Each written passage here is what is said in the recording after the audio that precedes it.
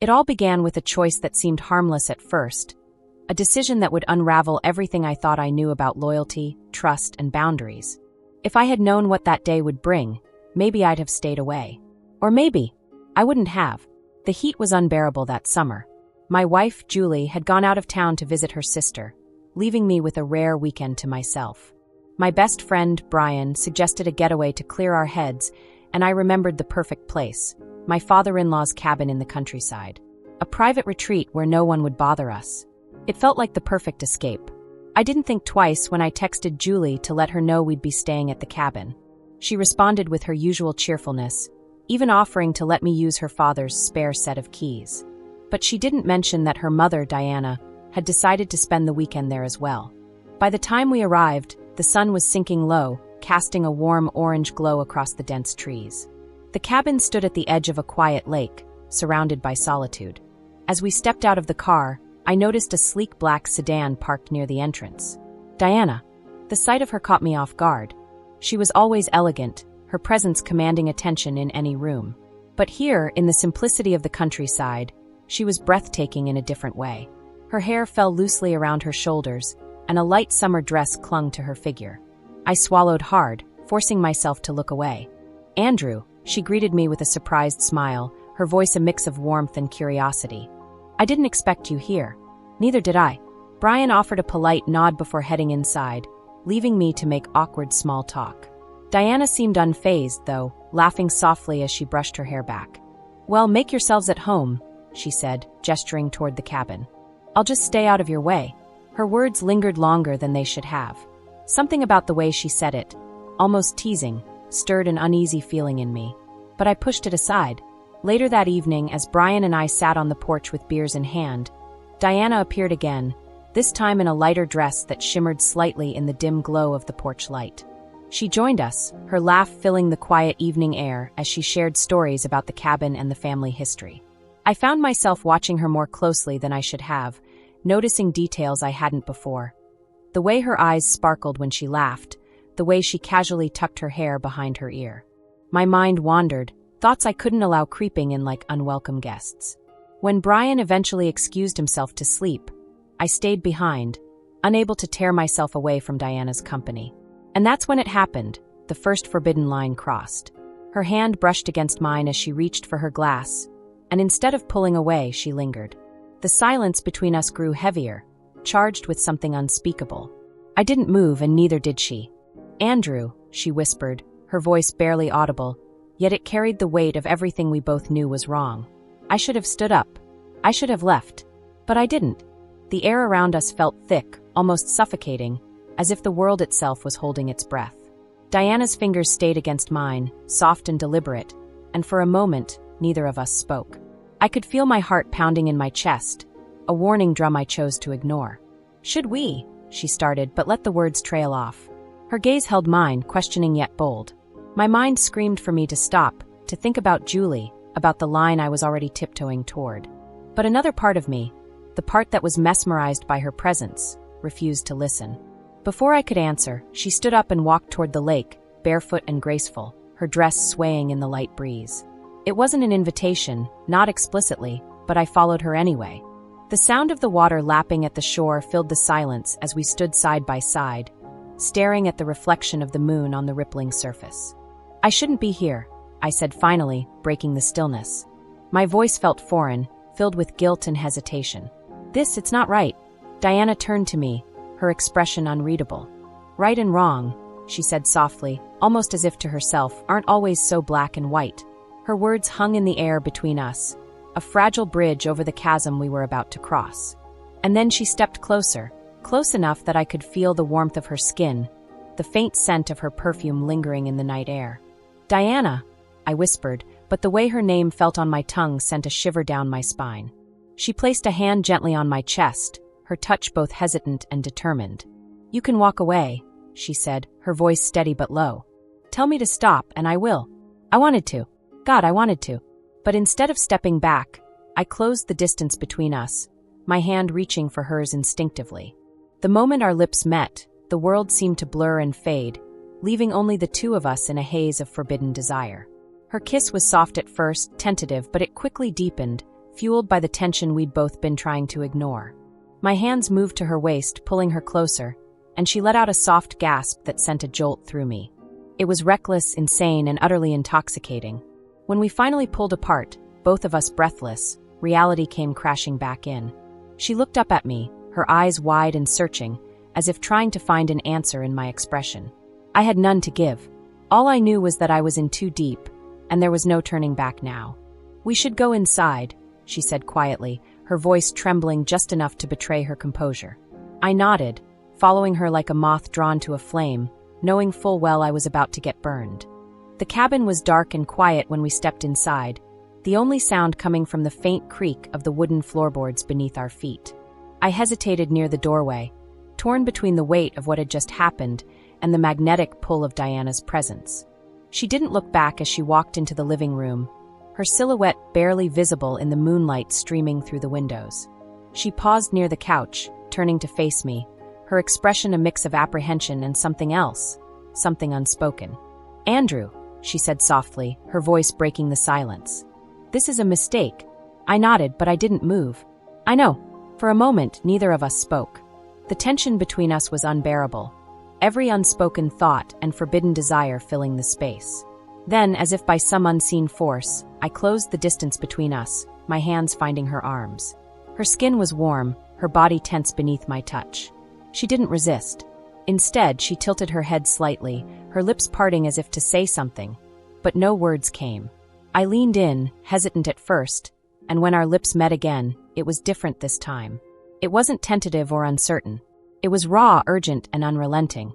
Her hands moved to my chest, fingers curling into the fabric of my shirt as she pulled me closer. I could feel her breath quicken against my skin, her body pressing against mine in a way that left no room for doubt. The couch was behind her, and as we sank onto it, the world around us seemed to disappear entirely. There was no hesitation now, no second-guessing. My hands traced the curve of her back, the soft fabric of her dress yielding to my touch.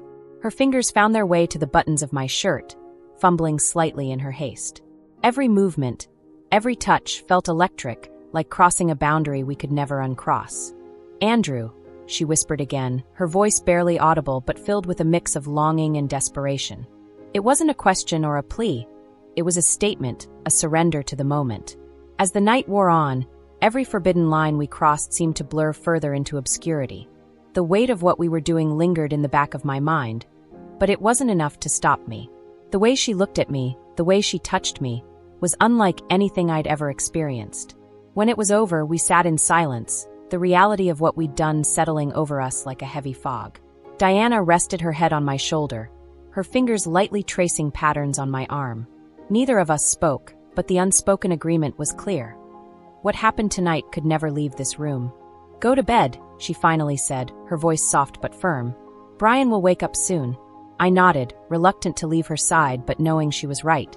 As I made my way to the guest room, I couldn't help but glance back at her one last time. She was still sitting on the couch, her head bowed, lost in thought. I lay awake for hours that night, staring at the ceiling, haunted by the gravity of what had happened, and by the undeniable truth that I didn't regret a single moment. Morning came too soon, bringing with it a heavy silence that seemed to cling to every corner of the cabin. I woke to the sound of birds outside the window and the faint hum of the coffee maker in the kitchen. For a brief moment, I allowed myself to imagine that everything was normal, that last night was just a vivid dream. But when I stepped into the kitchen and saw Diana standing there, her back to me as she poured coffee into 2 mugs, reality hit me like a wave. She was wearing the same dress from last night, her hair slightly disheveled. The sight of her, so casual and yet so achingly familiar now, sent a jolt through me. "Morning," she said without turning around, her voice calm and measured. "Morning," I replied, my throat dry. I hesitated by the door, unsure of what to say, or if I should say anything at all. She handed me a mug and leaned against the counter, her gaze meeting mine for the briefest of moments before darting away. "Brian's still asleep," she said, her tone neutral. "We should probably act normal when he gets up." The casualness of her words felt like a slap. Normal? How could we ever go back to normal after what had happened? But I nodded anyway, taking a sip of the coffee and letting the bitterness ground me. We sat in silence for what felt like an eternity, the unspoken tension between us almost suffocating. Finally, Diana broke the quiet. Last night, she began, her voice faltering. It can't happen again, Andrew. I wanted to agree, to nod and promise her that I'd keep my distance. But the words wouldn't come. Instead, I found myself staring at her, my chest tightening at the thought of never touching her again. I know, I said finally, though the lie tasted bitter on my tongue. Before we could say more, Brian's footsteps echoed down the hall, breaking the fragile moment. Diana straightened up, plastering a polite smile on her face as he entered the kitchen. Morning, she greeted him cheerfully, as though nothing had changed. Morning, Brian grumbled, rubbing his eyes and grabbing the coffee pot. He didn't seem to notice the awkward tension hanging in the air, or maybe he was too tired to care. The rest of the morning passed in a blur of forced conversation and mundane tasks. We decided to spend the day by the lake, fishing and relaxing, but the atmosphere between Diana and me remained heavy with unspoken words. At one point, while Brian was engrossed in untangling his fishing line, Diana and I found ourselves alone on the dock. The sun was high in the sky, reflecting off the water and casting shimmering patterns around us. "You're staring," she said softly, not looking at me. "I can't help it," I admitted, my voice low. "I can't stop thinking about you." Her lips pressed into a thin line, her expression unreadable. "You have to stop, Andrew," she said firmly, though her voice wavered just enough to betray her resolve. "We both do." I reached for her hand instinctively, but she pulled away before I could touch her. "Not here," she whispered, glancing over her shoulder at Brian. "Not ever." But the look in her eyes told a different story, one of conflict and longing. And as much as I wanted to respect her words, I knew deep down that this wasn't the end. It couldn't be. The rest of the day dragged on painfully slow. Brian's jokes and chatter filled the air, but I barely registered a word. My focus kept drifting back to Diana, her movements, her glances, the weight of her words. She avoided being alone with me, retreating into her role as a gracious host. But her occasional stolen looks told me she was struggling just as much as I was. By evening, Brian decided to drive back into town, claiming he needed to pick up a few supplies. I offered to go with him, desperate for a distraction, but he waved me off with a laugh. "Stay and keep Diana company," he said, tossing his keys into the air. "I'll be back in a couple of hours." Diana's eyes met mine briefly, and I saw the flicker of hesitation in her expression. But she didn't say anything, and neither did I. As Brian's car disappeared down the dusty road, the cabin fell into an uneasy silence. "I'll make some tea," she said finally, her voice clipped and businesslike. Without waiting for a response, she walked into the kitchen, leaving me standing awkwardly in the living room. I followed her, unable to stay away. She stood at the counter, her back to me, her movements deliberate as she prepared the tea. The tension between us was unbearable, a heavy weight pressing down on both of us. "Diana," I said softly, taking a step closer. She froze but didn't turn around. "We need to talk about this." "There's nothing to talk about," she replied, her voice steadier than I expected. "What happened, it was a mistake. It can't happen again." Her words stung, even though I knew they were coming. "You don't mean that," I said, my voice barely above a whisper. She turned then, her eyes flashing with a mix of anger and frustration. "Of course I mean it, Andrew. Do you think I want this? Do you think I don't know how wrong it is?" I stepped closer, closing the gap between us. "If it's so wrong, then why can't I stop thinking about you? Why can't you?" Her breath hitched, and for a moment, she looked like she might argue. But then she let out a shaky sigh, her shoulders slumping as the fight drained out of her. "Because it's impossible," she said quietly, almost to herself. "And because it's dangerous." I reached for her hand, and this time she didn't pull away. Her fingers were cold against mine, trembling slightly. "I don't know what to do," I admitted, my voice raw. "But I can't pretend this isn't real." Her gaze softened, and for a fleeting moment, I thought she might agree. But then she pulled her hand away and stepped back, putting distance between us. "We have to stop," she said firmly, her tone leaving no room for argument. "Before it's too late." I wanted to argue, to beg her to reconsider, but the determination in her eyes silenced me. I nodded reluctantly, though every fiber of my being screamed against it. "Brian will be back soon," she said, turning her attention back to the tea. "We need to act normal. For everyone's sake." Her words were final, and I knew better than to push her further. But as I sat at the kitchen table, watching her move around the room, I couldn't shake the feeling that this wasn't the end. The line we'd crossed couldn't be undone, and the pull between us was too strong to ignore. The hours that followed were a blur of suppressed emotions and forced normalcy. Brian returned with a bag of groceries and a six-pack of beer, his easygoing laughter cutting through the tension like a dull knife. Diana and I played our parts well. Too well, perhaps. We smiled, we joked, we talked about mundane things, all while avoiding each other's eyes. The weight of our shared secret made every glance, every accidental brush of hands, feel like a firestorm. Diana kept herself busy in the kitchen, preparing dinner with a calm efficiency that belied the turmoil I knew she felt. I stayed near Brian, trying to keep the conversation light, but my thoughts were consumed by her. After dinner, Brian suggested we sit by the lake with a few beers. Diana hesitated, clearly torn, but eventually agreed. The three of us walked down to the water's edge, the moonlight casting a silvery glow over the calm surface. Brian stretched out on the dock, staring up at the stars, oblivious to the silent storm brewing between Diana and me. She sat a little farther away from him, her legs tucked beneath her, and I sat opposite her, the space between us a chasm filled with everything unsaid. Brian's voice faded into the background as he rambled about work and old college stories. I barely heard him, my focus entirely on Diana. Her gaze was fixed on the water, but I could see the tension in her posture, the way her hands gripped the edge of the dock. When Brian finally got up, mumbling something about grabbing another beer from the cabin, I felt the air shift. Diana and I were alone again, the silence between us almost deafening. I waited until I was sure Brian was out of earshot before speaking. "Diana," I said quietly, my voice breaking the stillness. She didn't look at me, but I saw her shoulders tense. "We need to talk." "There's nothing to talk about," she replied, her tone clipped. "We've already said everything." "No, we haven't," I insisted, leaning forward. "We keep pretending this doesn't matter, but it does. To me, it does." She finally turned to face me, her eyes shining with unshed tears. "Andrew, stop. Please. This isn't fair. To you, to me, to anyone. It's not about fair," I said, my voice firm. "It's about what's real. And what happened between us, that was real." Her breath hitched, and for a moment, I thought she might argue. But then she shook her head, her expression a mix of frustration and sorrow. "It doesn't matter if it's real," she said softly. "It can't happen again." "Why not?" I pressed, my voice trembling. "Why are we so afraid of this?" She looked at me then, her gaze piercing. "Because it's not just about us, Andrew. It's about Julie. It's about your marriage, my family.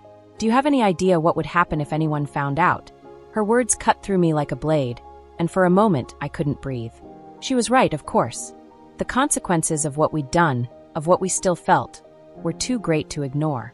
But even as I nodded, even as I told her I understood, I knew deep down that it wasn't over. Brian returned a few minutes later, beer in hand, his laughter breaking the tension once again. Diana and I fell silent, retreating into the safety of small talk and forced smiles. But the look she gave me before we left the dock, a fleeting glance filled with longing and regret, told me everything I needed to know. This wasn't the end. Not yet. The following day passed like a blur, each moment heavy with unspoken tension. Brian seemed blissfully unaware of the undercurrents between Diana and me, his focus entirely on enjoying the countryside retreat. Diana, however, avoided being alone with me at all costs. Every time I entered a room, she found a reason to leave. It was as though she thought distance could erase what had happened.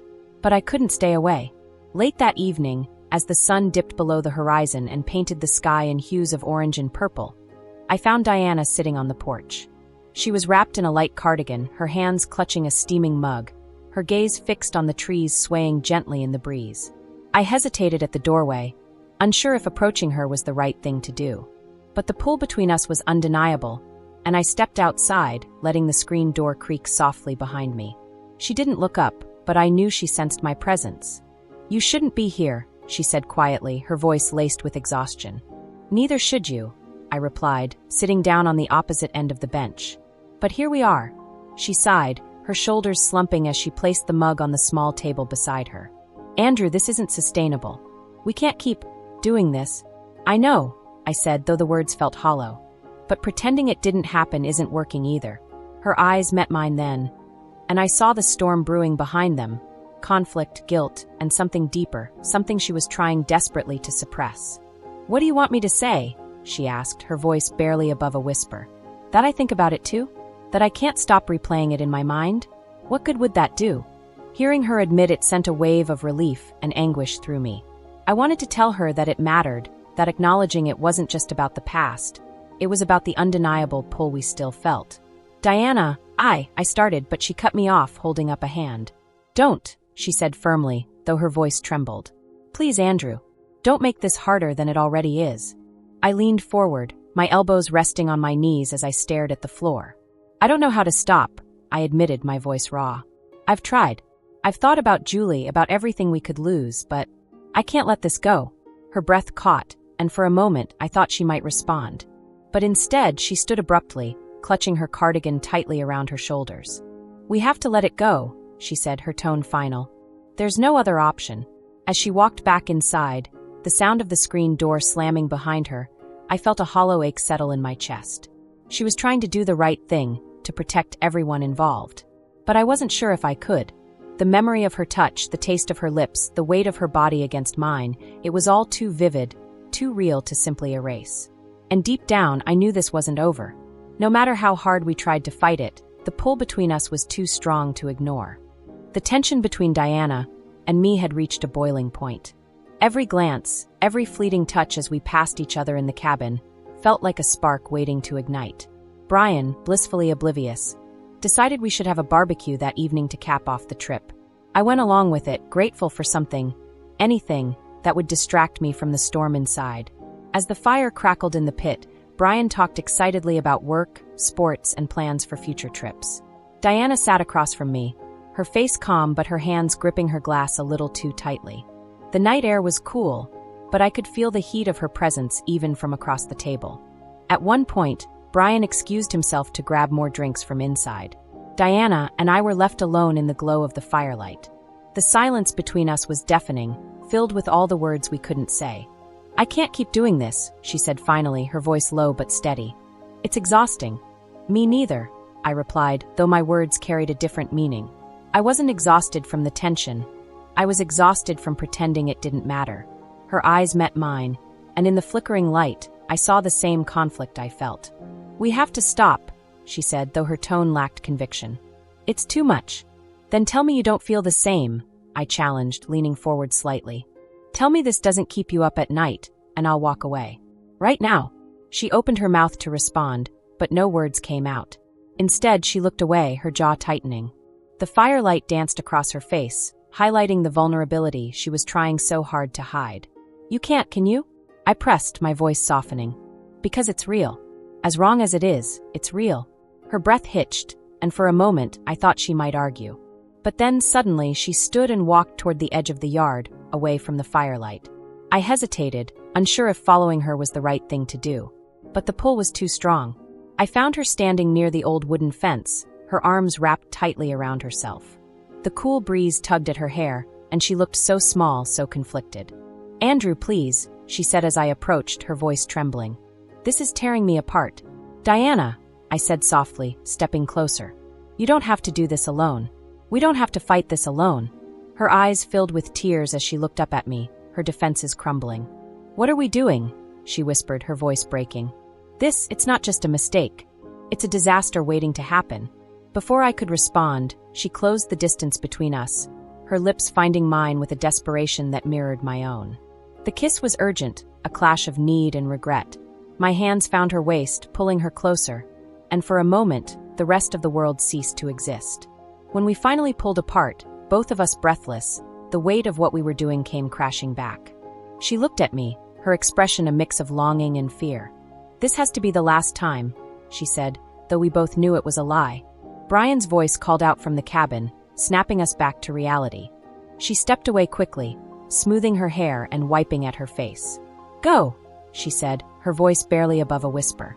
I'll be right behind you. As I walked back toward the fire, my heart pounding, I knew we were on a path we couldn't turn back from. No matter how much we tried to fight it, this wasn't over. Not by a long shot. The next morning came with an eerie sense of calm, like the stillness before a storm. The trip was nearing its end, and Brian, ever the optimist, suggested we pack up early and head into town for breakfast before hitting the road. Diana agreed without hesitation, her demeanor carefully composed, but I could see the faint shadows under her eyes. As we packed the car, Our interactions were limited to polite nods and brief exchanges. The previous night lingered in my mind like a vivid dream, replaying over and over. I couldn't shake the memory of her lips, the way her hands had trembled as they clung to me, and the unmistakable truth in her eyes. She wanted me as much as I wanted her. The drive into town was uneventful. Brian handled most of the conversation, filling the silence with his usual anecdotes and observations. Diana sat in the passenger seat, staring out the window, while I was relegated to the back, my thoughts spiraling as I watched her from behind. When we finally reached the small diner on the outskirts of town, I took a seat beside Brian, deliberately leaving Diana across from me. It was a tactical move, an attempt to create distance, but it only heightened the tension. Every time she reached for her coffee or tucked her hair behind her ear, my mind wandered to forbidden places. Halfway through the meal, Brian excused himself to take a call. The moment he left the table, the air between Diana and me shifted. She kept her eyes fixed on her plate, her fingers tracing the edge of her mug. "This has to stop," she said quietly, her voice firm but tinged with exhaustion. "When we leave here, this whatever this is, it ends." "You keep saying that," I replied, leaning forward slightly. "But it doesn't change anything. We can't just turn this off, Diana." Her gaze shot up, fire flashing in her eyes. "Do you think I don't know that?" she hissed, keeping her voice low. "Do you think this isn't tearing me apart? Then stop fighting it," I said, my voice steady. "Stop pretending like we can just walk away." She let out a shaky breath, her resolve wavering. "Andrew, this isn't about what we want. It's about what's right." "What's right?" I echoed bitterly, leaning back in my seat. "What's right hasn't mattered since the moment we crossed that line." Before she could respond, Brian returned, oblivious to the charged atmosphere. Diana immediately plastered a smile on her face, her mask slipping back into place. I followed suit, though the weight of our conversation lingered. As we left the diner and began the drive back to the city, the distance between us felt both physical and emotional. Diana remained quiet, her focus fixed on the road ahead, while Brian chattered on, completely unaware of the storm brewing beneath the surface.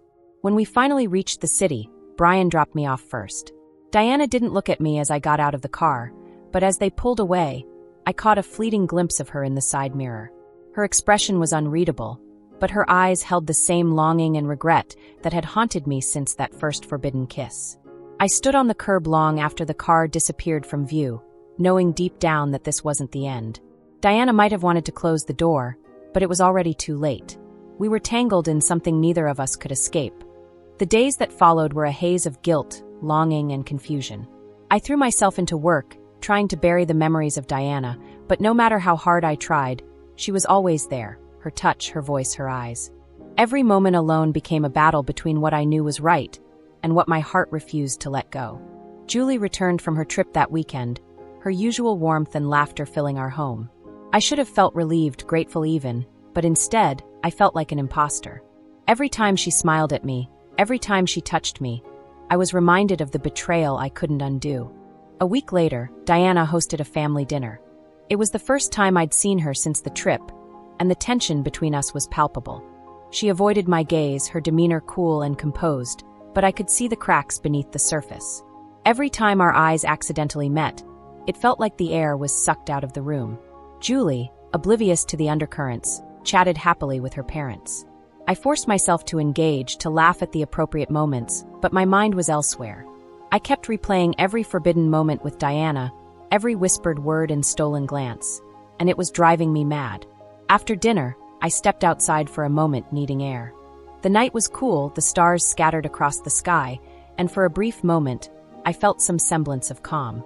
But then I heard the soft creak of the screen door behind me, and my heart jumped. "Andrew," Diana's voice was barely above a whisper, but it carried the weight of everything unsaid. I turned to face her, my chest tightening at the sight of her standing there, bathed in moonlight. "Diana," I said, my voice trembling. "We can't keep doing this." "I know," she said, stepping closer. "But it doesn't make it any easier, does it?" The space between us felt both infinite and non-existent. Every fiber of my being screamed for me to step back, to put an end to this once and for all.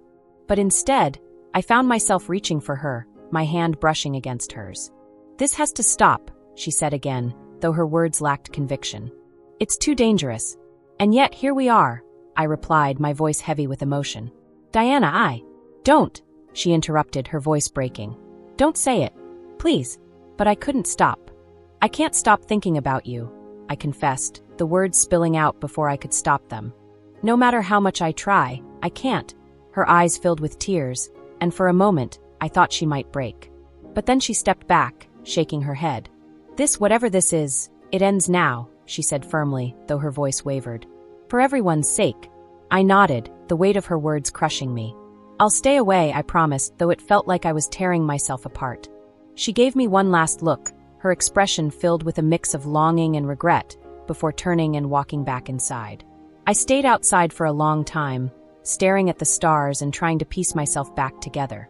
The next day, Julie mentioned that her parents were planning to sell the cabin. Dad says it's too much work to maintain, she said casually, not noticing the way my stomach dropped. The cabin, the place where everything had begun, was now just another casualty of our choices. Diana and I never spoke of it again. At family gatherings, we maintained our distance, our interactions polite and distant. But every now and then, our eyes would meet across the room, and for a fleeting moment, the memories would come rushing back. It wasn't over. Not really. Because no matter how much time passed, the line we had crossed could never truly be erased.